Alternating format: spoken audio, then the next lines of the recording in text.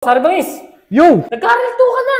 Ano ba sabi ni MG? Masasakit talaga. Si MG ang unang tumulong sa kanya sa social media. Dahil sa BOTY nga. Parang dun yung pinaka sumikat si Boy Tapang sa BOTY. Tapos, boss. Ngayon, sabi ni Boy Tapang, siya daw tumulong sa BOTY. ang gusto sabihin ni Boy Tapang, kung wala ako sa BOTY, hindi sisikat ng BOTY. Boss. Ano masabi niya? Ang masasabi ko doon, pangit yung binitawan na salita doon ni Boy Tapang. Kasi parang hindi siya tumanaw ng utang na loob. Parang yumabang. Boss. Sumikat ka lang, yumabang ka na. O wala naman akong pakialam kay Boy Tapang. Para sa akin lang, opinion ko lang yon na etong si Boy Tapang, porket ngayon may mga followers na siya, yumabang na. Yumabang talaga, boss. Ang hindi marunong lumingon sa pinanggalingan, mas masahol pa sa malansang isda. Tumutuwa pa si Boy Tapang, first time niya makakatapak na Manila. Yung first time niya dito, sobrang pasalamat ni Boy Tapang na nakapunta siya ng Manila. Dahil yun yung mga dating video ha. Tuwan-tuwa si Boy Tapang kasi nakatapak ka ng Manila. Siyempre, kahit sino naman taga-probinsya siyempre masaya. Kahit naman ako makatapak ako sa ibang bansa. Masaya ako. Hindi ko dinidinay yun. Feeling ko dito, kaya ginagawa to ni Mang Agago kasi kaibigan niya si Boy Tapang. Boss. Siyempre, kaibigan mo si Boy Tapang, ipagtatanggol ko yan. Kumbaga, ilalayo ko sa kapahamakan. Ayaw niya masaktan si Boy Tapang. Kaya siguro nasabi ni MG to para ma-realize ni Boy Tapang na si Cherry White pala ay ganun lang ang habol sa kanya. Kasi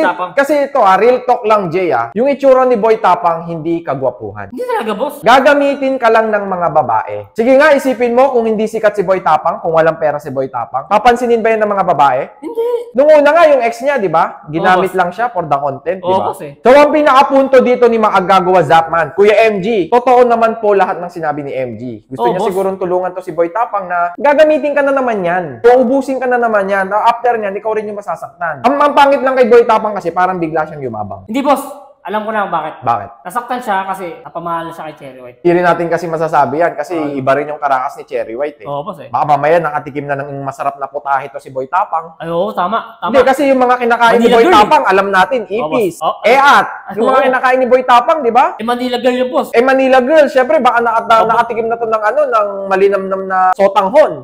Mabango yung boss. Hindi natin alam kung mabango. Kasi may mga sotanghon na hindi mabango, di ba? Baka mamaya yung nakatikim na ng tahong si Boy Tapang, kaya naman talagang na-inlove. Hindi mo rin kasi, mahirap din kasi dyan. Pag masyado kang baka na-empacho. Tama. Baka nga pinakain ng papaya, pinakain ng tahong, sama-sama, naghalo-halo. Siyempre, masakit sa tiyan yun, napamahal.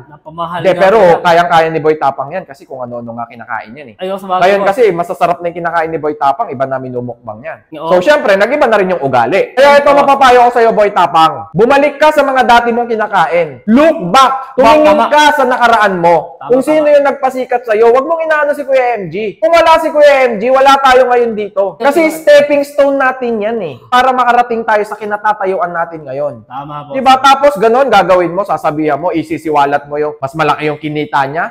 Syempre, ganon talaga. Siya yung nakaisip Tama, boss. Utak niya yung ginamit Kinuha ka lang Gusto mo mas malaki kita mo? Tama. Tapos sasabihin mo, ikaw nagpasikat sa BOTY. Sino ka ba, Boy Tapang? Galing. Tama, boss. Sino ka ba, Boy Tapang? Sino ka ba talaga? Matapang ka ba talaga? Di ba dapat may laban tayo?